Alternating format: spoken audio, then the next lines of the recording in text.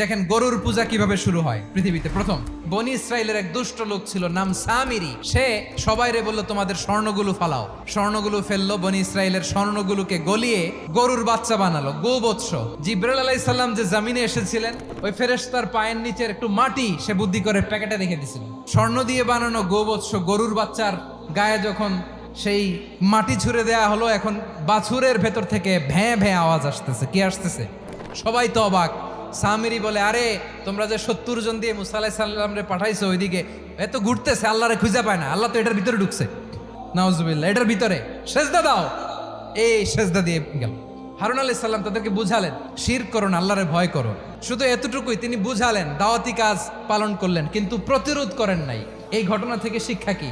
শিক্ষা হচ্ছে, আপনি শিরকের আড্ডাখানা দেখলেও বৃহৎ স্বার্থে তাওহীদের দাওয়াত দিবেন, প্রয়োজনে আপনি ঐক্য নষ্ট করবেন না। সুবহানাল্লাহ পড়বেন না?